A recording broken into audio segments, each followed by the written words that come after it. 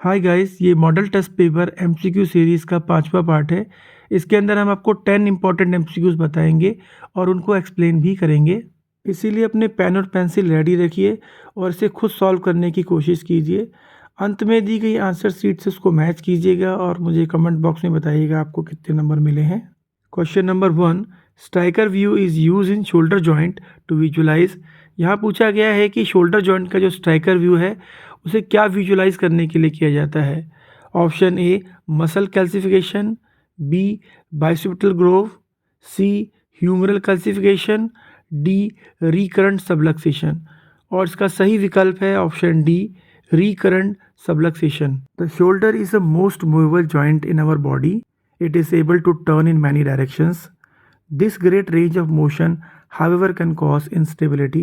Shoulder instability occur when the head of the humerus is moved partially out of the shoulder socket, and this typically happen because of injury.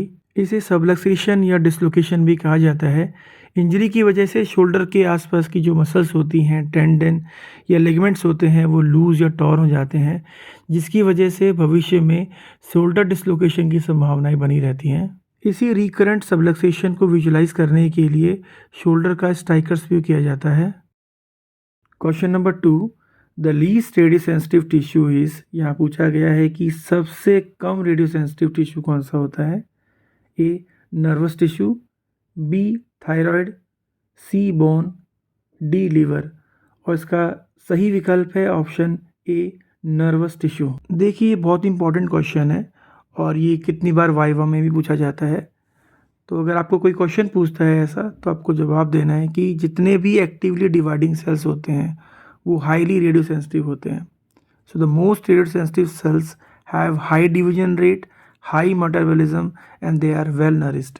For example stem cells, stomach mucosa.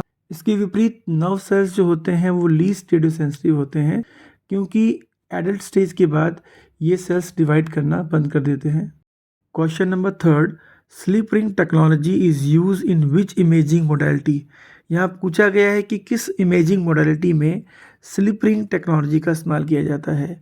Option A MRI, B CT, C PET, D ultrasound. इसका सही विकल्प है option B CT। Slip ring technology में एक electromechanical device का इस्तेमाल होता है जिसे स्लिप रिंग कहा जाता है।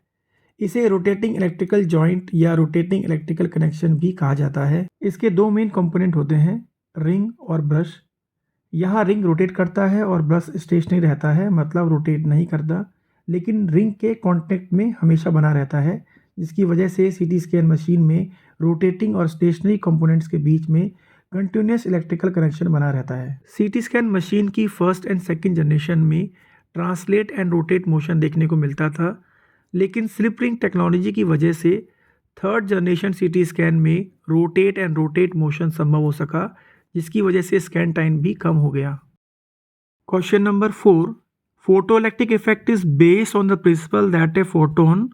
Option A interacts with electrons in outermost orbit, B interacts with electron in innermost K shell, C does not interact with atom at all, D interacts with nucleus only. इसका सही विकल्प है option B. Photoelectric effect में यदि incident photon की energy के shell electron की binding energy से ज़्यादा है तो इंसिडेंट फोटोन के शेल इलेक्ट्रॉन से इंटरेक्ट कर उसे रिमूव कर देता है, जिसकी वजह से के शेल में एक वैकेंसी क्रिएट हो जाती है। अब हायर एनर्जी सेल मतलब M या L शेल से इलेक्ट्रॉन इस वैकेंसी को फिल करेगा और इनकी बाइंडिंग एनर्जी के डिफरेंस के बराबर के कैरेक्टरिस्टिक रेडिएशन प्रोड्यूस होंगे। Question number 5, the MR imaging in multiple sclerosis will show lesion in. यहाँ पूछा गया है कि मल्टीपल स्क्लेरोसिस केस में MR इमेज के अंदर लीजन कहाँ दिखाई देता है। Option A white matter, option B corpus callosum, option C grey matter, option D basal ganglia. और इसका सही ऑप्शन है option A white matter. Multiple sclerosis एक ऑटो इम्यून डिजीज़ है जो नर्वस सिस्टम को प्रभावित करता है, जिसकी वजह से इम्यून सिस्टम खुद अपने टिश्यू पर अटैक करने लगते हैं और नर्व को डैमेज कर देते हैं, जिसके परिणाम स्वरूप ब्रेन और बॉडी का कम्युनिकेशन बिगड़ जाता है। Question number 6, the best method to diagnose bronchitis? Option A HRCT, B bronchography, C MRI, D ultrasound. और इसका सही विकल्प है option A HRCT। HRCT stand for high resolution CT scan.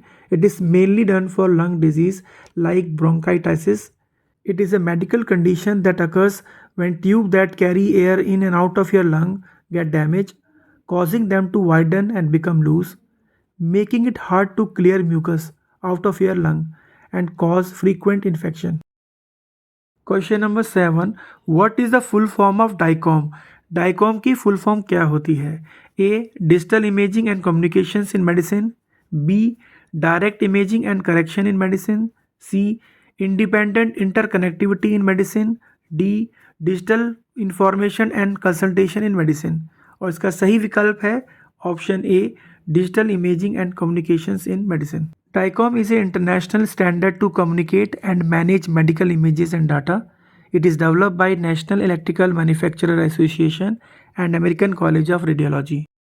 Question number 8. In which period of development is the fetus most radiosensitive?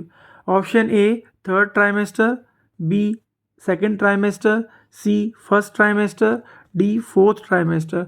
और इसका सही विकल्प है option C, first trimester. Pregnancy period के फर्स्ट ट्राइमेस्टर में फीटस सबसे अधिक radio sensitive होता है क्योंकि एम्ब्रियो स्वयं कुछ सेल्स का ही बना होता है। रेडिएशन की वजह से यदि किसी एक सेल को नुकसान होता है तो उसका प्रभाव अन्य सेल में भी देखने को मिल सकता है, जिसकी वजह से एम्ब्रियो की डेथ भी हो सकती है। Secondly, the blastocyst may fail to implant in the uterus. Question number 9, the wavelength and the frequency of x-ray are. यहाँ पूछा गया है कि एक्सरे की वेवलेंथ और फ्रीक्वेंसी में क्या रिलेशनशिप होता है? A partially, B inversely, C directly, D not related.